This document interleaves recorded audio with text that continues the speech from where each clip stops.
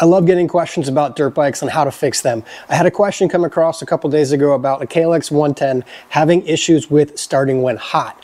My first thought is it's the valves. So if you're having this issue, check out this video. We're going to walk through how to adjust the valves. Today we're going to use a 2019 KLX110 from Kawasaki. Many of the older years are very similar in this process.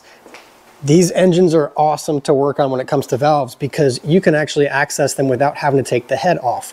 Now, I will take off some of the bodywork just to make it easier for us to see while I'm filming, but you really don't need that many tools to get into this job. You've got a torque wrench for the bolts that go into the engine, a size 17 socket, a size 8 socket, needle nose pliers, Phillips head screwdriver. Your feeler gauges are really important when checking the valves. A size 8 and a size 9 box wrench. I did use a set of pliers to turn the special washer to take off the engine cap. This is all you really need. So first, let me explain the theory about why I think it was the valves that this person was having issues with and why it's a common problem for hot start, no start. When the valves get hot, as any metal can, it will expand and it creates a tighter tolerance on the valve lash.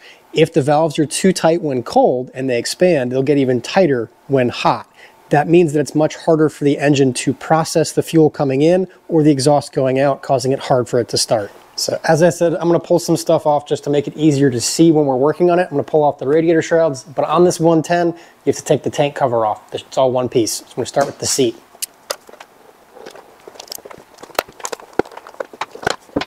All right, once you've got the seat off, pull the cover off pretty easily. We have to remove the gas cap, and then there is a screw underneath the seat there, and a bolt on either side of the shrouds. I always forget there's a bolt underneath the side panel too we got to get to.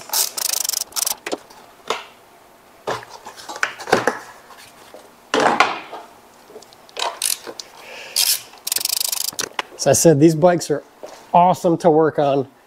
If you are just getting into wrenching on bikes, this is a very easy one to work on. It's a very easy one to modify. It's great for kids. It's fun for adults too. If you like riding pit bikes, I'm a huge fan of these 110s.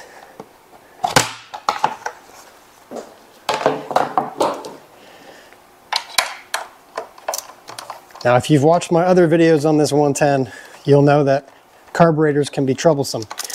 If it's running often, then it's not usually a problem, but they can get dirty pretty quick because of how small they are.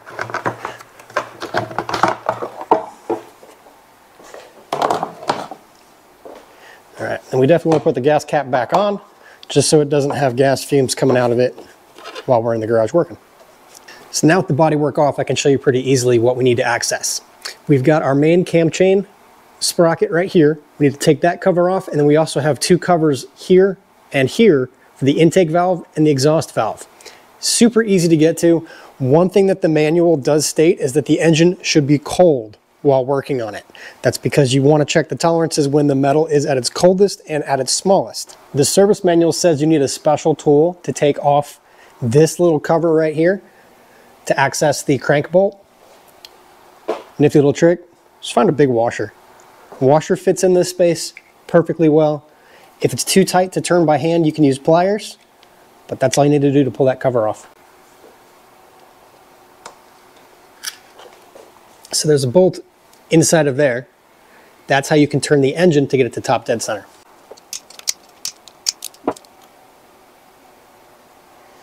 With the size 17 socket, you can go in to the crank, find that bolt, make sure you're spinning it counterclockwise. That's this way to loosen. There is a mark on the gear itself. I'll see if I can zoom in on the camera. You want to have that line up with the notch that's right here on the center of the case, basically right where that front bolt is. As you go around, you'll notice that it kind of gets to a point where there's tension and then it frees up. That's the top of the stroke. As that mark, you can see it here, it's marked in blue. As that mark comes around, you want to line it up with that mark on the engine. So when that's lined up with that, that means you are at top dead center, and you can check the valve clearances from there. Let's start by removing the intake valve cover here. Now, I do have a size 8 socket, but I've also got my ratcheting box wrench. That way I don't have to remove the carburetor. I can just get this into that one bolt right there. It should be much easier to get that out.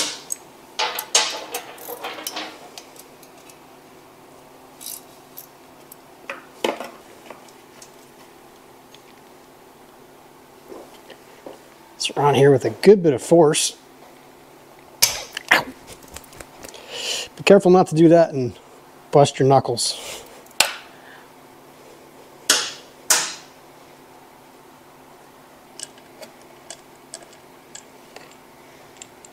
All right, now there is a rubber gasket on this cover. Make sure you have that gasket when you pull it off too. I do like to take a clean shop towel or a rag, a lint-free rag, just wipe around the top of it. That way nothing gets inside. It might not need to be said, but I would highly recommend cleaning your engine before you do this, because any dirt and stuff that's on here could potentially fall into the top end of the motor. Definitely not a good thing. So I pulled this from the service manual. I just wanted to show this. I'll write it in the description as well, but the valve clearances are between 0.04 and 0.08 millimeters. Really what that means is that the rocker arm and the top of the valve, there is a minimal distance between it. We're going to use a feeler gauge to measure between those two and see how much adjustment I need to do. I'll try to zoom on this too, but the adjuster itself is not a flat head or a Phillips head. It's actually a square. So Kawasaki does say you're supposed to have a special tool for that. There is just a regular nut on this as a lock nut. So I'm going to loosen this, and then you use a pair of needle nose pliers to turn the adjuster. Hopefully that works okay. One thing to add is the feeler gauges I have are just a very basic set. I'll try to find these on Amazon and link them over to you.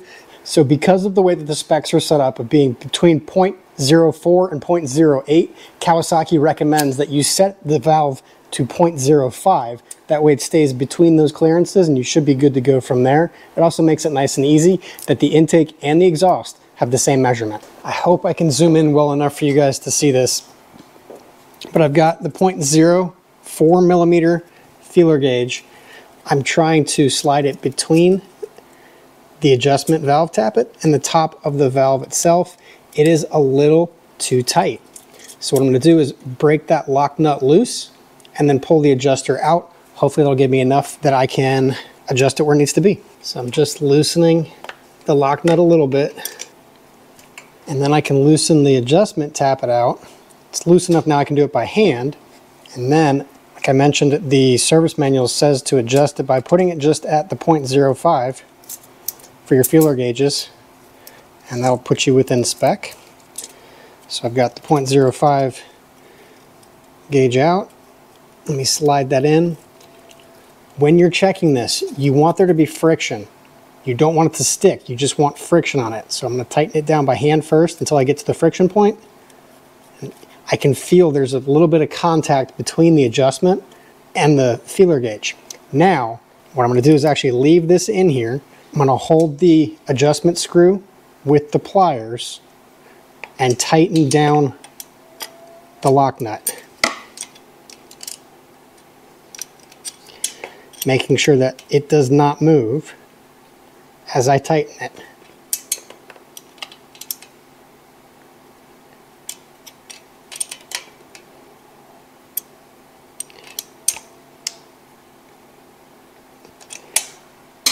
We should be able to remove the feeler gauge without a ton of resistance. Okay, we're good. We've adjusted the intake valve. Just in the interest of keeping things clean, I'm going to put the cover back on before I do the bottom, the exhaust valve, just because I don't want anything falling in there.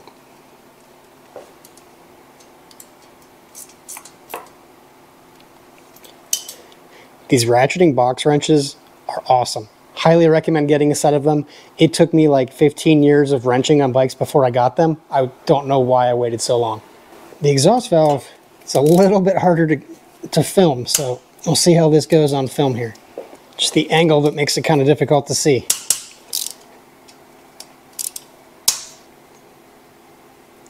It is oil filled, so you might have a little bit of oil drip out. I actually somehow managed to catch that inside of the cover.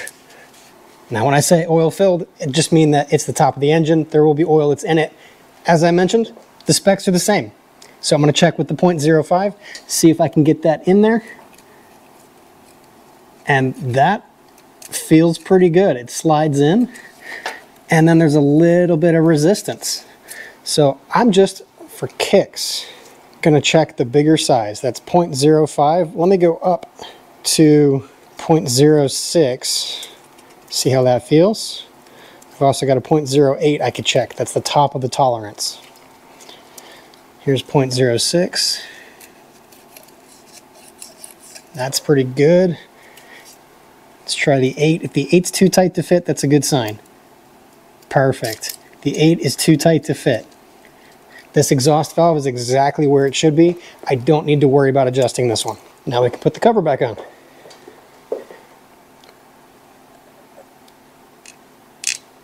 I really like adjustable valves like this.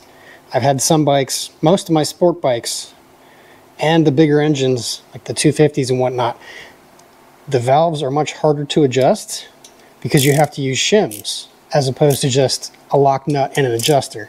So the fact that you can adjust these with such a small number of tools and small amount of disassembly is awesome. I love it. Now we can move back to putting the cam cover back on.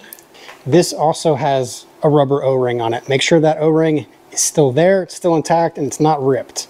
If it's ripped, you can replace it. You should replace it. When you're working on the engine bolts, you want to make sure that you have those torqued to spec. The service manual says these are supposed to be at 46 inch-pounds. Let's get that set up.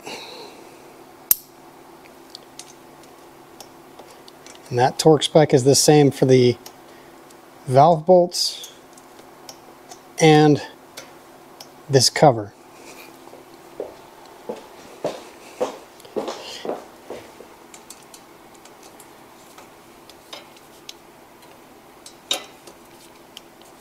Now we're good to throw the engine cap back on too.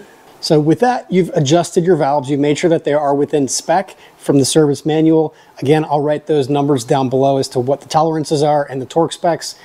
Hopefully that helps get your bike started when it's warm. We won't know for a bit. I got to run this, heat it up, and see if it works okay. If you have a KLX110 and you've got some issues with the bike, leave some comments and questions below. I'll do my best to answer the questions. If I get enough the same type of question, maybe I'll make a video. Thanks so much, stay safe, and I'll see you in the next video. Let's at least see if it starts.